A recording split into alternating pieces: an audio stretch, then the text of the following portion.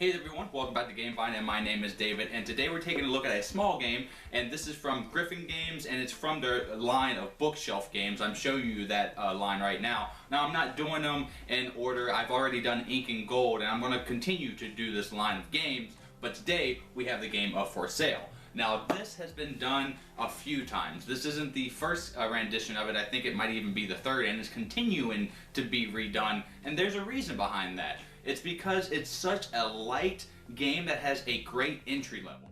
And it simply is just a bunch of fun packed in a small box. And the theme could have really been anything, but they set on the theme of retailing. Now you're buying houses and trying to flip them fast for the most money. The person with the most money via checks is the winner. Now this is just a fast-paced card play game. Now let me show you how to play, but first let's show you what comes in this box.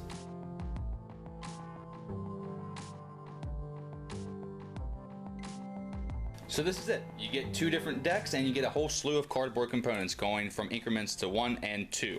Now I've sleeved them, of course, but the backs are pretty nice. They are a linen finish on the cards, which I appreciate. And of course, if you're just going to have a game that just consists really of cards, why not do them well? So those are the contents. Now let's show you how to play this game.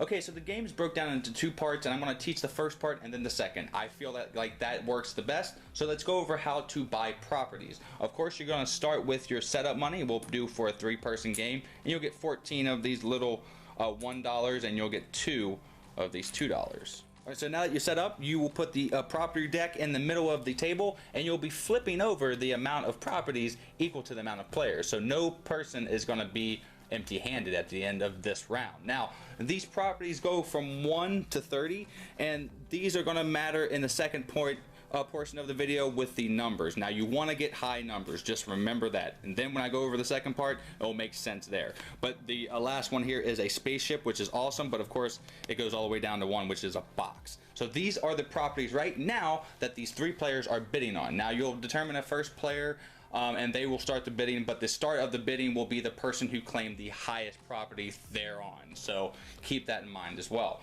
So you can start with any amount that you want. You can go with 1 on the bidding phase, and the person at least has to bid 1 more than you. So this person will bid 2, and you're bidding for the highest one and or the first pick of the litter. Now of course you're going to go for the 17, and the person that picks last is going to get the 5, and they'll continue to do this process, bidding at least 1 more and or passing. So when you pass, say if this person had 2 out here, you will lose half of your money. So you want to really think hard when you're bidding, because you're at least going to pay something. Now it's going to get rounded down, so this person, if they were to pass, would lose 1, but if they had 3, they would lose 2, and they would get 1 money back. So in addition to giving up half their money, they will take the lowest property on the board, and this will go into their hand. Now don't mind any of the other cards that I have on the table further in this video. I mixed up the rules, so I just wanted to splice this in. Now they pass, and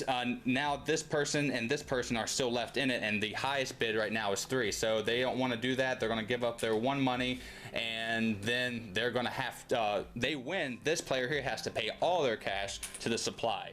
And just to put this out there, this money here does not mean anything in the second phase of the game. So you want to try to use it by the end of the property phase. So you'll continue to do this process, flipping up these property cards, and this person will be the first person bidding, of course, because they won the highest property, and they will do with 1 or however much they want, and you'll exhaust this property deck, and then you'll go into phase 2. Now I didn't mention earlier, you'll be removing 6 cards from this property deck, and that is going to keep some of the unknown. You might not see the 30 spaceship come up, so there's something to keep in mind there. So once you exhaust this property deck and everyone has a hand of property cards, you'll go on to the second phase of the game, which is trying to flip the cards for these checks. Okay, so the second phase. Now that everyone has a hand of cards, you'll get rid of these money tokens here, and you are ready to start with this deck here. Now I have it sleeved in really cool gold sleeves. I'm bragging and boasting a little bit, but of course you don't have to, but I want to keep my cards pristine. I'm derailing. So you'll do the same thing that you did for the property battle in the first phase. You'll be flipping over 3 different check cards, and these range from 0 to 15. Now there are multiples of each card, but there will be cards taken out of this deck as well. So on this phase, you are actually picking what cards that you want to play. Now, I have a few 20s in here, and of course, if I had a 30, I would know that I would get the highest check. And again, I mentioned this is as high as it goes. So the people are really fighting for this 15 because 3 and 2 really isn't much. And this is how you're going to be winning in the game, is to try to get the highest number via checks here. So we all will pick a card simultaneously. I really want this 15, so I'm going to play my highest card, though I think somebody else is going to beat me. So I'll put mine face down, and so will everybody else. Once we've done that, we flip them over simultaneously. Now, I have my 24, as you know, and this guy right here, he had the 30. Now, he's going to get the pick first, and this guy right here knew that he had the 30. Maybe he remembered or not while they were buying properties, and he was just going to throw off his lowest card, which is a good strategy. So now this guy will pick the 15 and put it face down, because you can keep your money unknown. And of course, we'll continue to do that. This person got second place, and he got third place. And just like the first phase, second verse is the same as the first. We'll continue to do this. We'll discard all the property cards that we played this round, and we'll play until this deck has been exhausted. Remember, there are 6 cards removed from this as well. And once we've done that, people will have their check cards, and you'll count them up and see who is the ultimate winner. And like I said, there were some 10s, there were some 3s, 5s, 6. Where's a big fat 0? Those are the dreaded cards. Yeah, there's a big fat 0. So you'll do that, find out who the winner is, and you have successfully flipped the best property. Now let me tell you what I think about this game and give it a grade. So for sale, the grade that I settled for this one, of course, is going to be a percentage and or a letter grade, and it is 85, which is a strong midweight B. And this is actually one of my favorite games within that bookshelf line that Griffin Games is doing. And I mean, I've played most of them, though this game even surpasses that. This is one of my favorite filler games that I have. And filler is just one of those games where either you bring and you play at the beginning of the night or at the end of the night, or in between games when you're trying to think of a bigger game to play. And yes, there is a reason why this game's been remade over and over again, along with Ink and Gold, which is a strong contender and one of my favorites as well. I don't know which one I like more. I would probably say Ink and Gold, but that one is a bit longer. This one, it's so portable, I can take it out anywhere. I can, even outside this box, I can just bring the 2 decks and then have the cardboard components within like a little baggie and take it with me. And this is perfect to go to conventions. It's perfect to bring to Thanksgiving or to family events, and just succeed almost every time.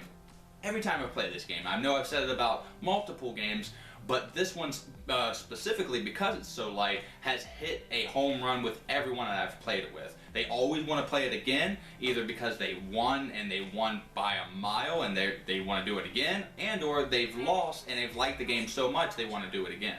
And betting is really kind of hard to do and keep it balanced, but I feel like this does it perfectly. And such a small design, it just blows my mind that it could be done in such a streamlined way where you always are thinking you don't want to lose any of your money. You could go in and bet every round and not get any property, like win that pot, and just lose money that way. So I think that was a clever design.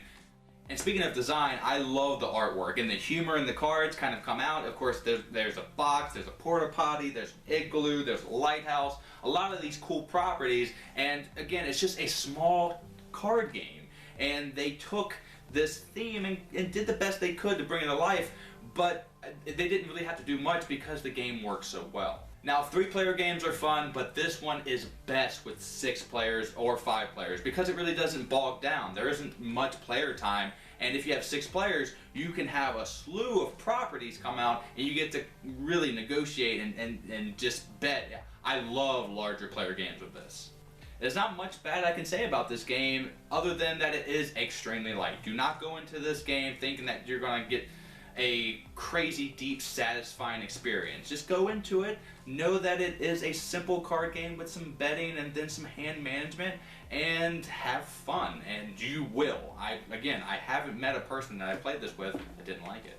So thank you so much for tuning in to the review of For Sale with me today, and keep tuned while I do more of these Griffin bookshelf games in the future. I think the next one that I'm going to do is probably Money, which is the first one.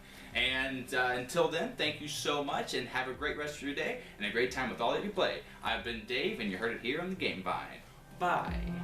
For Sale, sold!